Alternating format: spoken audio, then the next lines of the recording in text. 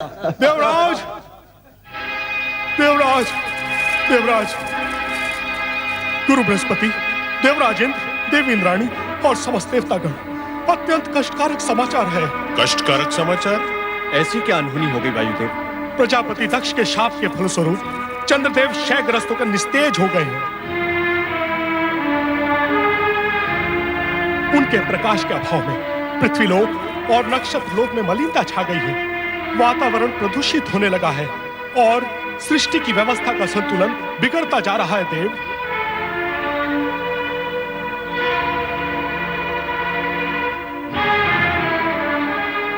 ये तो निसंदेह दुखद समाचार है वायुदेव।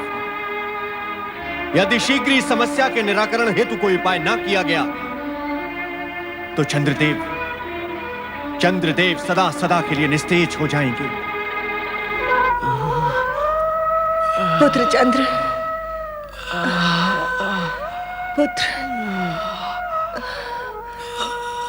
पुत्र चंद्र, वही हुआ जिस बात का मुझे भय था। दक्ष के इस कठोर शाप के आगे हमारे सभी मंत्र, यज्ञ, हवन कोई प्रभाव नहीं दिखा पाएंगे। हम वो अभागे माता पिता हैं जिनकी आंखों के सामने उनके पुत्र को... नहीं, ऐसा मत कहिए स्वामी, ऐसा सोचे भी नहीं। माँ जननी होती है, उसमें सृजन की शक्ति होती है। वह अपनी संतान के लिए मृत्यु से भी संघर्ष कर सकती है। मैं भी अपने पुत्र का अनिष्ट नहीं होने दूंगी। परमपिता, क्या चंद्र सदा के लिए अस्त हो जाएगा? क्या आप नक्षत्रों को नए सिरे से अपने मार्ग निश्चित करने होंगे? कुछ तो कीजिए। हे सृष्टिकर्ता, आपकी सृष्टि पर संकट मंडरा रहा है। ये सत्य है, चंद्र से अपराध हुआ है, और यह भी सत्य है कि दक्ष ने क्रोध में आकर अपने अपराधी जामाता को श्राप दे डाला।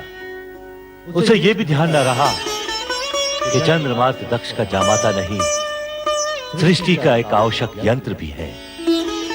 उसके न रहने से पृथ्वी का संचालन डामाडोल भी हो सकता है। किंतु तो क्या सृष्टि समाप्ति के कगार पर पहुंचने वाली है परमपिता? मुझे ऐसा प्रतीत होता है कि सृष्टि की रचनात्मक शक्तियों का यह द्वंद्व एक सीमा से आगे नहीं बढ़ेगा। इस दशा में मुझे विचार करना होगा।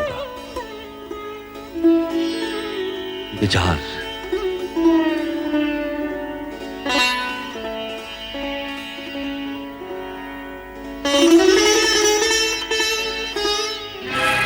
देव ऋषि, वहां सृष्टि पर विपत्ति के बादल मंडरा रहे हैं और ब्रह्मा जी ध्यान में डूबे हुए हैं। इस समय इनके ध्यान में मात्र सृष्टि की चिंता है देवराज, अन्य कुछ नहीं। परंतु इसमें इतना सोच विचार करने की क्या आवश्यकता है? ब्रह्मा जी को करना होगा कि चंद्र को शाप से मुक्त करने के लिए अपने मानस पुत्र दक्ष को बाध्य करें, अन्यथा सृष्टि में प्रलय हो जाएगी। देव ऋषि, प्रलय हो जाएगी। ऐसा नहीं हो सकता देवराज इंद्र, हमें धैर्य से काम लेना होगा। यह हमारी परीक्षा की घड़ी है। भगवान शिवशंकर की कृपा से चंद्र की रक्षा का मार्ग अवश्य मिल जाएगा। हमारा हृदय टूट चुका है माते। कैसे पिता है हमारे, एक हाथ से हमारा कन्यादान करके हमें सौभाग्यवती होने का आशीर्वाद दिया और दूसरे हाथ से छीन भी लिया। माते, उनसे कहो कि हमें पति का प्रेम नहीं, उनकी आयु और हमारा सौभाग्य चाहिए। पिता अपना श्राप लौटा ले और हमें हमारा पति दे दे। वे जैसे भी हैं, हम उनके साथ जीवन निर्वाह करेंगे। तुम्हें कैसे समझाएं पुत्रिया? दिया हुआ श्राप लौटाया नहीं जा सकता, ये असंभव है। हाँ, अब एक आसरा है, भगवान शिव शंकर। वो भक्त वत्सल हैं, भोलेनाथ हैं। यदि उन्हें तुम बहनों पर दया आ गई तो चंद्र को नया जीवन और तुम सबको तुम्हारा सौभाग्य सिंदूर भी मिल सकता है। तुम धैर्य मत छोड़ो अश्विनी, तुम सबकी मनोकामना अवश्य पूरी होगी।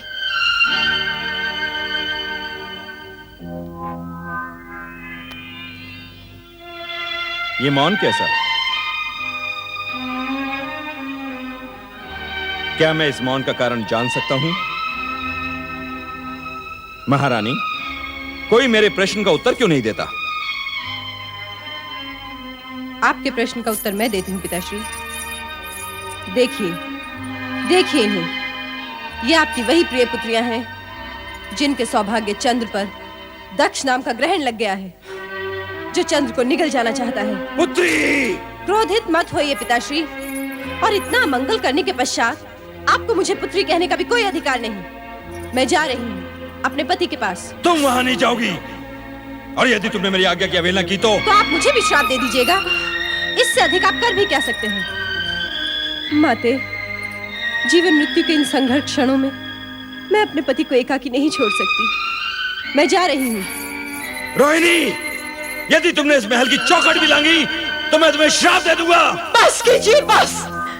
यदि आप इन पुत्रियों के पिता हैं तो मैं माता हूँ। प्रसव पीड़ा आपने नहीं, मैंने सही है। यदि आपने अपने मुख से एक भी अपशब्द कहा तो मैं यही की यही अपने प्राण त्याग दूंगी। हाँ। दक्ष महल, इंद्रलोक, ब्रह्मलोक, हर स्थान पर चंद्रदेव की गंभीर स्थिति पर चिंता का वातावरण बन गया। देवर्षि नारद, गुरु बृहस्पति सहित सभी देवगण चंद्र की निरंतर क्षीण होती स्थिति से तनावग्रस्त हो उठे। चंद्रदेव की माता ने पुत्र को इस संकट से उबारने के लिए कैलाश जाने का निश्चय किया। आप कहाँ हैं प्रभु?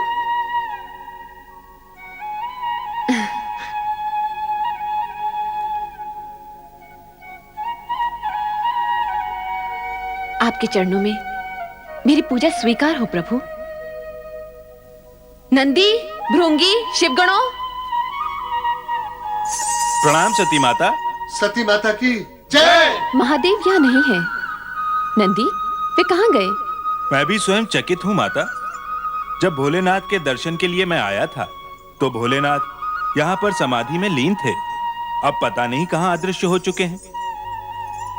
प्रणाम महादेवी सती। संभवतः आप मुझे जानती नहीं, जानेंगी भी कैसे? आप मुझे प्रथम बार देख रही हैं। आप कौन हैं देवी? हम सब ये जानने के लिए उत्सुक हैं। मैं अत्रि ऋषि की धर्मपत्नी चंद्रदेव की माता अनुसूया हूँ महादेवी सती। महादेव जी और आपके चरणों में प्रणाम करने आई हूँ। आप चंद्रदेव की माता अर्थात मेरी बहनों की सास माता हैं? आपका स्वागत है। आप तो हमारे लिए परम पूज्य हैं। कहाँ है देवाधिदेव महादेव? हम स्वयं आश्चर्यचकित हैं कि वे अचानक कहाँ अदृश्य हो गए। ऐसा लगता है दुर्भाग्य की छाया शीघ्र ही मेरा पीछा नहीं छोड़ेगी। कितनी आशा लेकर आई थी मैं महादेव के दर्शनों के लिए। प्रत्यक्ष अथवा परोक्ष रूप में प्रभु सदाशिव जगत के कण कण में विराजमान है और भक्तों का संकट निवारण करने के लिए तो वे सदा तत्पर रहते हैं। आपके मन में जो है वो कहिए माता। सदाशिव आपकी प्रार्थना अवश्य सुनेंगे। पता नहीं वह कैसी अशुभ घड़ी थी जब दक्ष प्रजापति अपनी पुत्रियों का संबंध हमारे पुत्र चंद्र से करने आए थे। आप कैसी बातें कर रही हैं माता? चंद्र से मेरी बहनों का संबंध तो अटल था। चंद्र से रोहिणी आदि नक्षत्र कन्याओं का विवाह विधि के विधान के अनुसार ही हुआ है और इसे कोई मिथ्या नहीं कर सकता। परंतु विवाह के पश्चात जो भी कुछ हुआ वो निरर्थक कार्य है। सारा संसार जानता है कि मेरा पुत्र चंद्र स्वभाव से चंचल और भावुक है। तुम्हारी सभी बहनों में से रोहिणी ही उसे सबसे अधिक प्रिय है और उसी का परिणाम आज चंद्र भुगत रहा है। क्या हुआ चंद्रदेव को? तुम्हारे पिता दक्ष प्रजापति ने क्रोधित होकर चंद्र को शाप दे डाला है, क्षय रोग से ग्रस्त होने का। अब इस संकट से महादेव के अतिरिक्त हमें और कोई नहीं बचा सकता। पिताश्री, ये आपने क्या कर दिया? अपने ही जामाता को श्राप देकर अपनी पुत्रियों को वैधव्य की काली छाया की ओर ढकेल दिया। किंतु माता,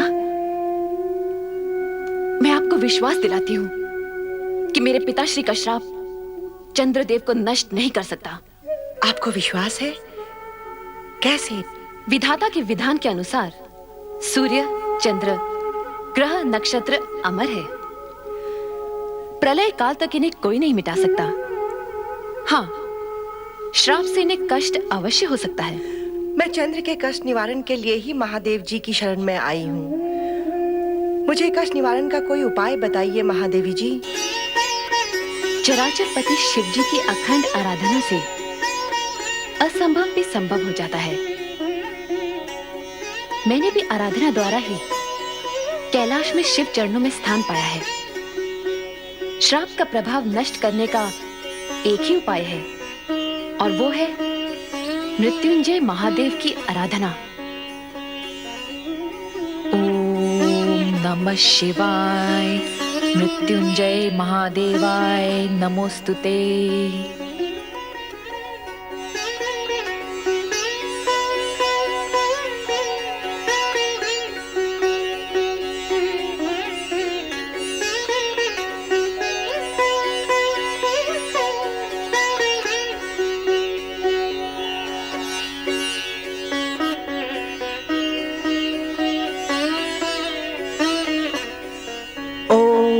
नमः शिवाय, मृत्युंजय महादेवाय नमोस्तुते। परमपिता ब्रह्मा, आपने शिव आराधना करके चंद्र की श्राप मुक्ति का उपाय अवश्य जान लिया होगा। कृपया हमें बताएं। चंद्र की श्राप मुक्ति का एक ही उपाय है, मृत्युंजय महामंत्र से शिव की आराधना। वो मंत्र है ओम नमः शिवाय, मृत्युंजय महादेवाय नमोस्तुते। मृत्युंजय महामंत्र? हाँ, मृत्युंजय महामंत्र से शिव की अटूट कृपा प्राप्त होती है और मृत्यु का भय दूर हो जाता है। परमपिता, हम सब मिलकर इस मृत्युंजय महामंत्र से शिव की आराधना करेंगे और चंद्र के कष्ट का अंत अवश्य करेंगे परमपिता। परंतु देवराज, मृत्युंजय महामंत्र की अमर ध्वनि का प्रभाव चंद्र पर पड़े, इसके लिए उन्हें स्वयं आर्यावर्त के पश्चिमी समुद्र तट जाकर ब्रह्मा क्षेत्र में शिव आराधना करनी होगी। मंत्र ध्वनि के प्रभाव से चंद्र पर पड़े श्राप का प्रभाव धीमे धीमे समाप्त होने लगेगा और शिव की कृपा प्राप्त होगी। समुद्री वातावरण के प्रभाव से चंद्र शीघ्र ही स्वास्थ्य लाभ कर सकेंगे। नारायण नारायण।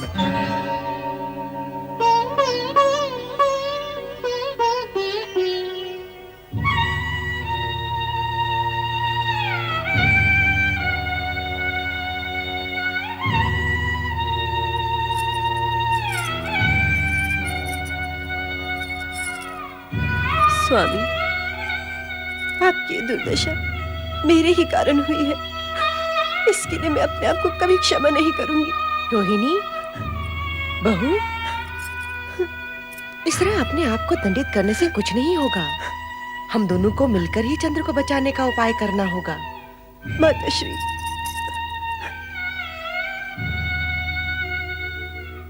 तुम समझती हो मेरे चंद्र की इस दुर्दशा का कारण तुम हो, परंतु यह सत्य नहीं है। तुमने तो सदा ही मेरे चंद्र के हृदय को प्रफुल्लित किया है, उसे सुख दिया है। तुम उसके दुख का कारण कैसे बन सकती हो? माते, मुझे ज्ञात है तुम्हारी बहनों के प्रति उपेक्षा दिखाकर चंद्र ने उचित नहीं किया, परंतु इसके लिए मैं उसे दोषी नहीं समझती हूँ। परंतु माते, सारा दोष मेरा है। ये आप क्या कह रही हैं माते? तुम्हारे पिता दक्ष प्रजापति का प्रस्ताव ही मुझे स्वीकार नहीं करना था, जिसमें उन्होंने अपनी 27 कन्याओं का विवाह मेरे चंद्र के साथ करने की बात कही थी। परंतु आपने और पिताश्री ने तो कहा था कि विधाता का अटल विधान है इसे कोई नहीं बदल सकता। दुर्भाग्य को विधि का अटल विधान बताकर किसी भूल से मुक्ति नहीं पाई जा सकती रोहिणी। भूल तो भूल ही होती है और भूल का परिणाम जाने अनजाने सभी को भुगतना पड़ता है। तो मेरी बहनों की उन आकांक्षाओं का क्या होता? उन्होंने भी तो मेरे समान चंद्रदेव को मन ही मन पति स्वीकार कर लिया था। मन ही मन पति रूप में स्वीकार करने का अर्थ किसी को विवाह के लिए विवश करना नहीं होता है रोहिणी। तुम्हारे पिता दक्ष का कर्तव्य था कि वे इस विवशता को रोक देते, परंतु इस प्रस्ताव को चंद्रदेव ने भी तो चुपचाप स्वीकार कर लिया था। चंद्र के मन की बात का पता लगाना हम माता पिता का कर्तव्य था, जो हमने नहीं किया, और इसी का दंड हम भुगत भी रहे हैं। परंतु पिछली भूलों की बातें करने से कोई लाभ नहीं होगा। जैसे भी हो, हमें चंद्र को इस संकट से उभारना ही होगा। सब कहते हैं कि श्राप को विफल नहीं किया जा सकता, उसका प्रभाव होकर ही रहता है। समझ में नहीं आता अब हम क्या करें। इसी कारण मैं शिव शंकर की शरण में कैलाश गई थी, परंतु दुर्भाग्य से वहां भी मुझे उनके दर्शन नहीं हुए। सती बहन तो वहां आपको अवश्य मिली होंगी। हाँ, उन्हीं का दिया विश्वास लेकर मैं कैलाश से लौटी हूँ। सती ने कहा है, शिव की आराधना कभी व्यर्थ नहीं जाती। चंद्र के प्राण रक्षा हेतु अब हमें शिव की आराधना करनी होगी। यही एकमात्र उपाय है। अवश्य माताश्री, इस आराधना में मैं भी आपके साथ हूँ। बेटी, मैं चंद्र की माता हूँ और तुम धर्म पत्नी। हम दोनों के हृदय से जो पुकार निकलेगी उसका प्रभाव होकर रहेगा। भगवान शिव की कृपा हमें अवश्य प्राप्त होगी। चंद्र के श्राप का अवश्य अंत होगा। नारायण नारायण। देवी रोहिणी, निश्चिंत हो जाओ। भगवान भोलेनाथ की कृपा से संकट अवश्य टल जाएगा। सत्य कह रहे हैं देवऋषि। नारायण नारायण। हरि भक्त कभी झूठ नहीं बोलता। परम पिता ब्रह्मा जी ने शिव जी का ध्यान इस संकट की ओर आकर्षित करने का एक उपाय बताया है। कौन सा उपाय देवऋषि? रोहिणी, आर्यवर्त के पश्चिम भाग में प्रमास क्षेत्र है। उसके समुद्र तट पर शिवलिंग स्थापित करके भगवान शिवशंकर का मृत्युंजय जाप निरंतर करने से तुम्हारे पति मृत्यु के मुख में जाते हुए भी लौट आएंगे। परंतु ये मृत्युंजय मंत्र है क्या देवऋषि? ओम नमः शिवाय मृत्युंजय महादेवाय नमोस्तुते। यदि इस मंत्र का स्वयं चंद्रदेव जाप करेंगे तो साक्षात भगवान शिवशंकर प्रकट होकर दक्ष द्वारा दिए गए श्राप का निवारण करेंगे। परंतु इनकी तो ये दशा है, ये मंत्र का जाप करेंगे कैसे? व्यर्थ की चिंता न करो देवी। सर्वप्रथम इस मंत्र का जाप आरंभ करो। शिव जी की कृपा से मंगल ही मंगल होगा। नारायण नारायण।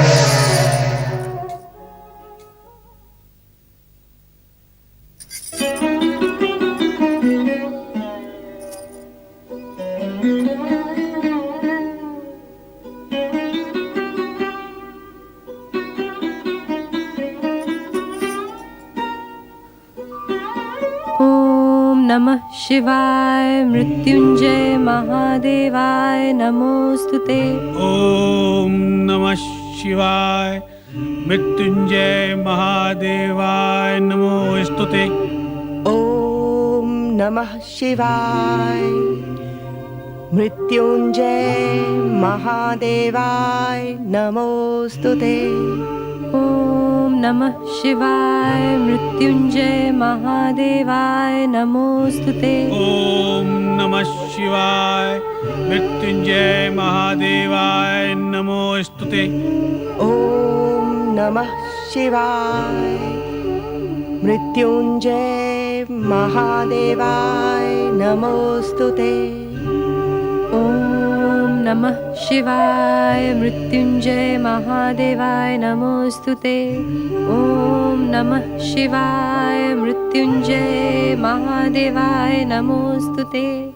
ओम नमः शिवाय मृत्युंजय महादेवाय नमोस्तुते।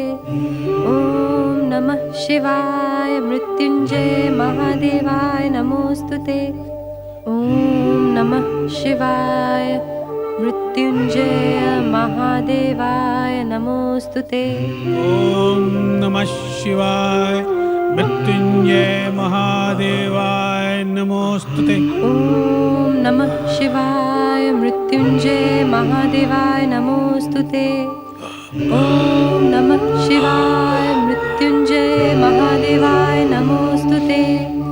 ओम नमः शिवाय मृत्युंजय महादेवाय नमोस्तुते।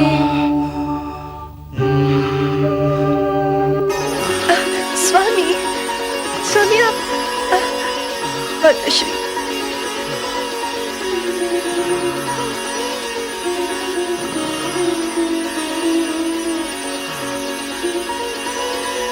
स्वामी, रोहिणी, माते। स्वामी, चिरंजीव रहो पुत्र। माताश्री, देव ऋषि के कहे अनुसार मैं इन्हें शीघ्र ही ब्रह्मास्त्र क्षेत्र ले जाऊंगी। मुझे आशीर्वाद दीजिए माताश्री कि मेरा सौभाग्य अक्षुण्ण रहे। मेरा आशीर्वाद सदा तुम्हारे साथ है पुत्री। अखंड सौभाग्यवती भव।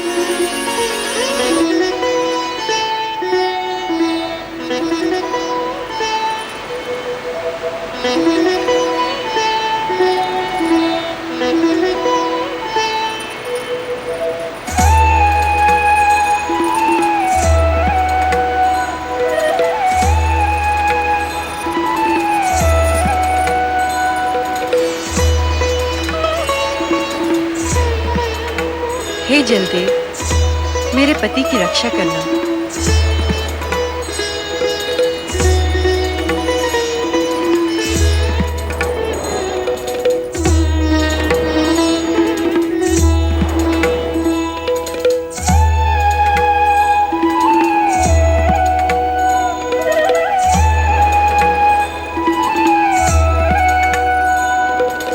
ओम नमः शिवाय मृत्युंजय महादेवाय नमोस्तुते। ओम नमः शिवाय मृत्युंजय महादेवाय नमोस्तुते। ओम नमः शिवाय मृत्युंजय महादेवाय नमोस्तुते। ओम नमः शिवाय मृत्युंजय महादेवाय नमोस्तुते।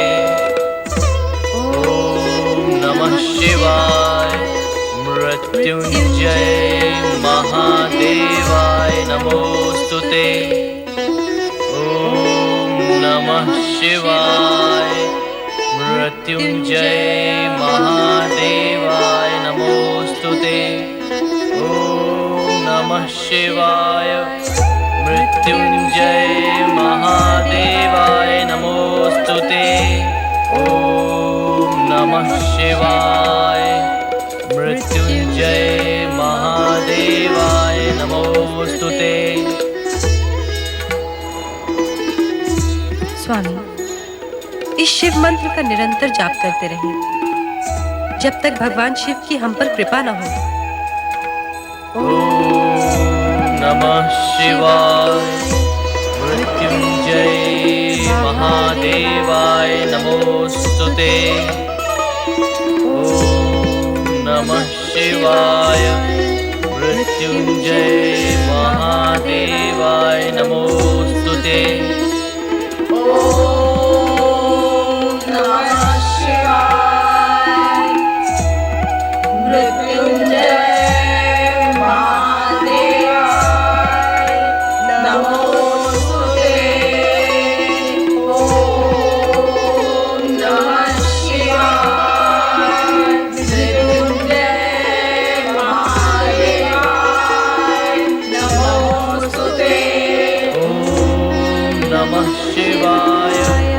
मृत्युंजय महादेवाय नमोस्तुते।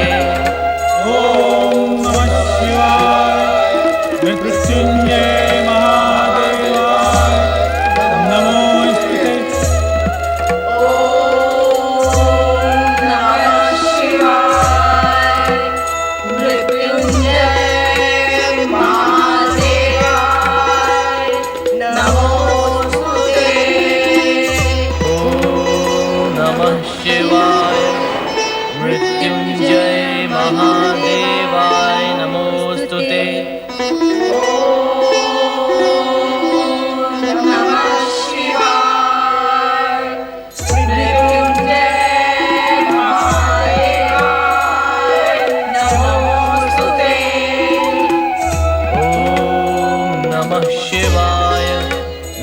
मृत्युंजय महादेवाय नमोस्तुते। ओम नमः शिवाय मृत्युंजय महादेवाय नमोस्तुते। ओम नमः शिवाय मृत्युंजय महादेवाय नमोस्तुते। ओम नमः शिवाय मृत्युंजय महादेवाय नमोस्तुते। ओम नमः शिवाय मृत्युंजय महादेवाय नमोस्तुते। ओम नमः शिवाय मृत्युंजय महादेवाय नमोस्तुते। देवी, स्वामी, स्वामी, श्रापग्रस्त चंद्र के संकट का निवारण कीजिए, अन्यथा मेरी बहनों के साथ ही सृष्टि में भी अनर्थ व्याप्त हो जाएगा। प्रलय आने का कोई संशय नहीं रहेगा। चिंता न करो प्रिय, चंद्र को दिए हुए श्राप का परिमार्जन अवश्य ही होगा। ओम नमः शिवाय मृत्युंजय महादेवाय नमोस्तुते। ओम नमः शिवाय मृत्युंजय महादेवाय नमोस्तुते। ओम नमः शिवाय मृत्युंजय महादेवाय नमोस्तुते। ओम नमः शिवाय मृत्युंजय महादेवाय नमोस्तुते। ओम नमः शिवाय मृत्युंजय महादेवाय नमोस्तुते। चंद्रदेव,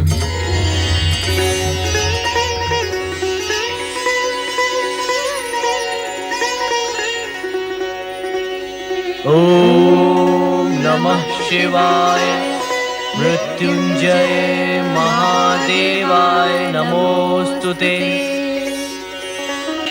मृत्युंजय मंत्र के निरंतर जप से तुमने हमें प्रसन्न किया, साथ ही मृत्यु को भी जीत लिया। अब तुम्हें किसी प्रकार का कोई भय नहीं।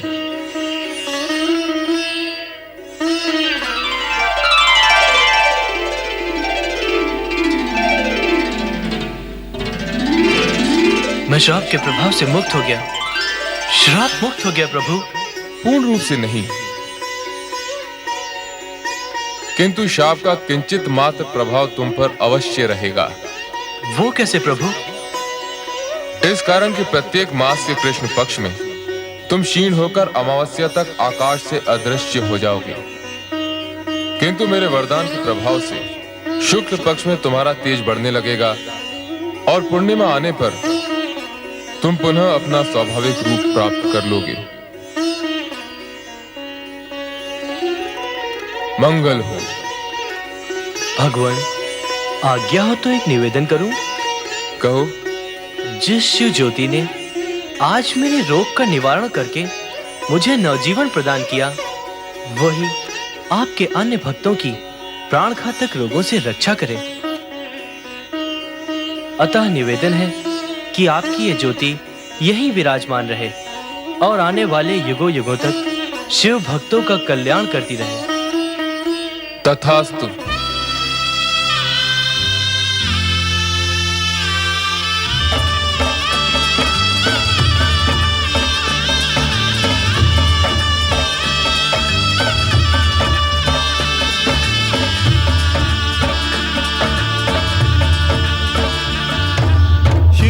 भक्त जनों ने पुकारा जब संकट पड़ने पर, शिव के भक्त जनों ने पुकारा जब संकट पड़ने पर, तब तब ज्योतिर्लिंग में पधारे अजय अमर शिव शंकर।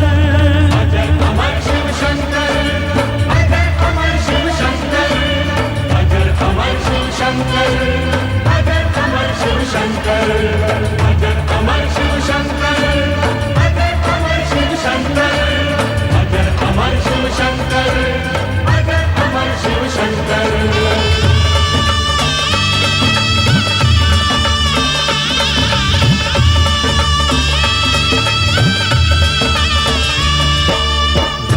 दक्ष ने चंद्रदेव को क्रोध में श्राप दिया था। ब्रह्माज्ञा से चंद्रदेव ने शिव का जाप किया था। चंद्रदेव को श्राप से मुक्ति देने स्वयं शिव आए। चंद्र का यश बढ़ाने यही वो सोमेश्वर कहलाए। सौराष्ट्र के सोमनाथ की महिमा होती नहीं बखान। इनके स्मरण से मिल जाता है मनचाहा वरदान। सोमनाथ जी नए रूप में आज भी मन को भाए। इनके दर्शन करने से ही रोग निकट न आए। सोमनाथ शिव की जय हो, सोमनाथ शिव की जय हो, सोमनाथ शिव की जय हो, सोमनाथ शिव की जय हो, सोमनाथ शिव की जय हो, सोमनाथ शिव की जय हो, सोमनाथ शिव की जय हो, सोमनाथ शिव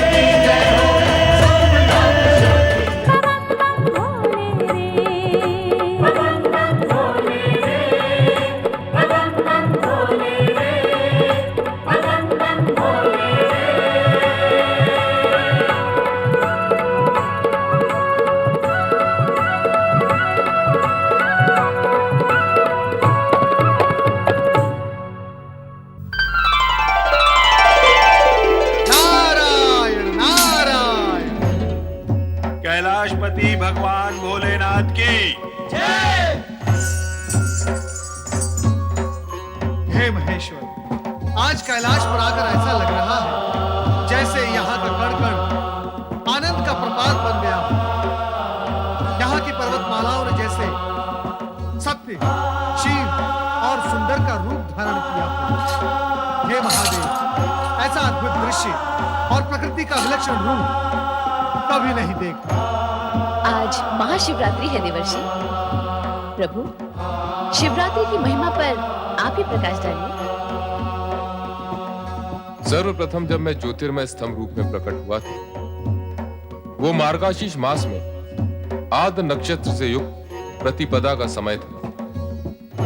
सर्वप्रथम विष्णु और ब्रह्मा ने मेरे दर्शन किए थे और तभी से यह दिन महाशिवरात्रि के नाम से विख्यात है।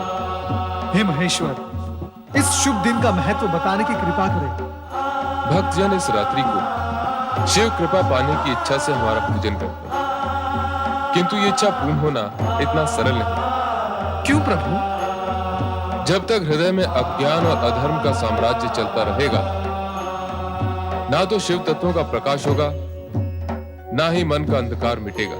स्वामी, ये शिव तत्व क्या है और इसकी महिमा क्या है? नारद, तुम तो शिव और विष्णु दोनों के ही परम भक्त हो। सती की इस जिज्ञासा का निवारण तो तुम ही कर सकते हो। अवश्य करूंगा महादेव, किंतु इस समय मेरा मन गुरुद्रोह की व्यथा से व्याकुल है।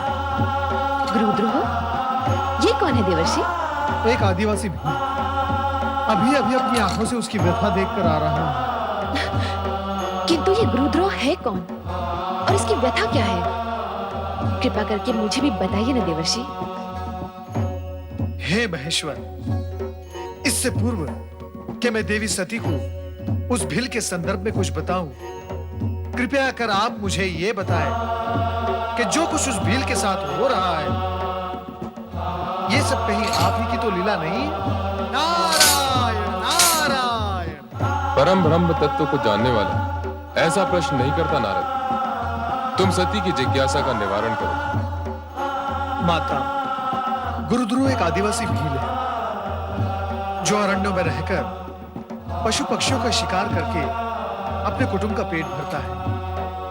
आज मैंने अरण्य में क्या देखा कि गुरुद्रोह एक हिरनी पर अपना लक्ष्य साध उसके पीछे पीछे भाग रहा था। हिरनी की भागने की गति इतनी तीव्र थी, बहुत प्रयास करने पर भी गुरुद्रोह का लक्ष्य हिरनी पर नहीं लग रहा।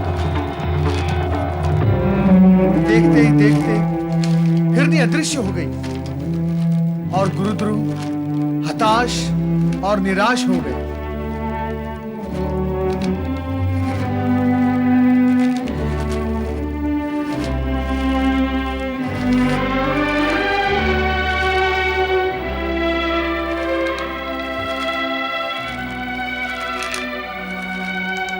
न जाने हिरनी किस दिशा में चली गई है। इस पेड़ पर चलकर देखता हूं।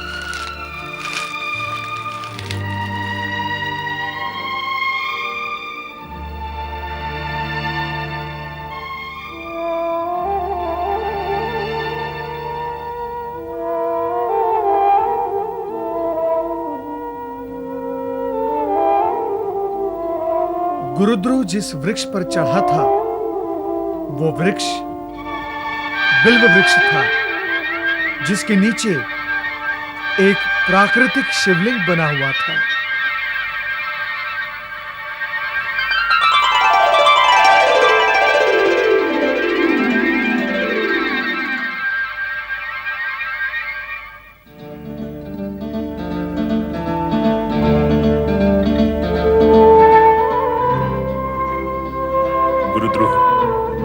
इस निरीह प्राणी के प्राण क्यों हरना चाहता है? इसने तेरा आखिर क्या अनिष्ट किया है जो तू इसके प्राणों के पीछे पड़ा हुआ है?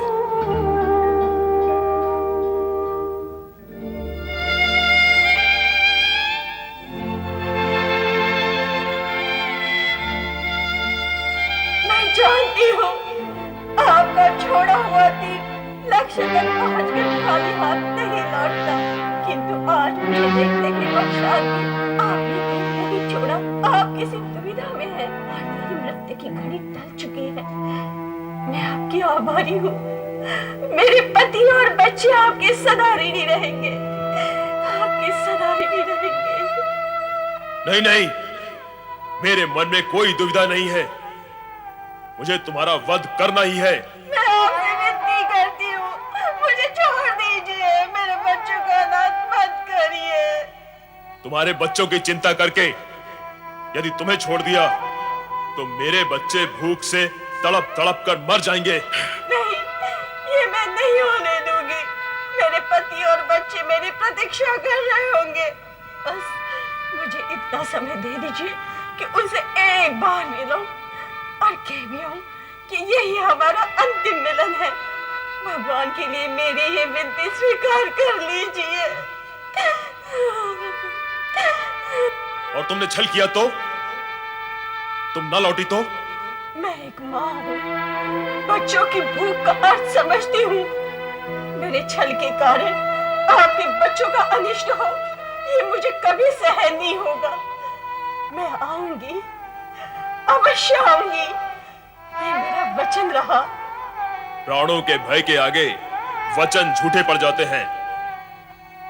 और फिर भूखे के सामने पकवानों से भरी थाली या शिकारी के सामने शिकार हो और वो उसे छोड़ दे, ये कैसे संभव हो सकता है?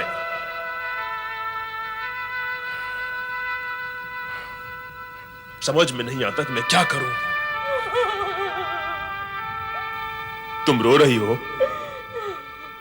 नहीं, मुझे तुम पर दया आ रही है। दया? और मुझ पर?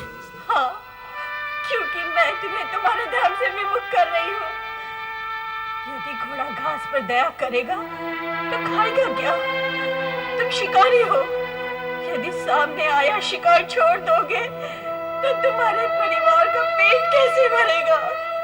तुम तुरंत चली जाओ यहां से, अन्यथा स्वभाववश हाथ में पकड़ा ये बाण चल जाएगा और तुम्हारे प्राण पखेरु उड़ जाएंगे। उस दशा में तुम्हारे परिवार वाले, तुम चली जाओ यहां से। आपने अपना कर्तव्य पूरा किया, अब मैं भी करूंगी। घर में सबसे मिलने के उपरांत यही आकर तुम्हारे सामने खड़ी हो जाऊंगी। तब तुम मेरे प्राण हर लेना। तुम्हें मुझ पर भरोसा नहीं? तुझ पर भरोसा है या नहीं, मुझे तो अब स्वयं पर भी विश्वास नहीं रहा। तुम कुछ सोच रहे हो? नहीं नहीं, तुम शीघ्र जाओ और जल्दी लौटकर आना। मैं तुम्हारी यही प्रतीक्षा करूंगा। धन्यवाद शिकारी जी, धन्यवाद।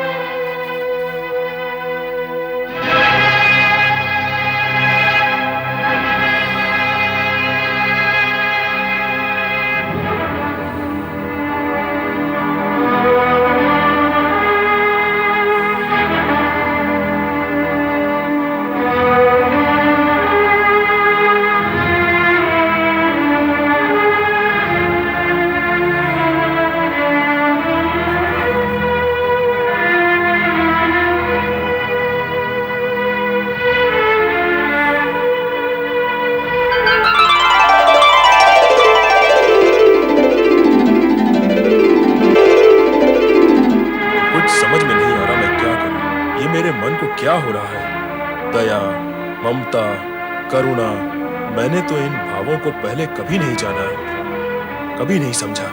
मुझे अपने आप को संभालना होगा। शिकार करना मेरा कर्म है, मेरा धर्म है। मैं उसे नहीं छोड़ सकता।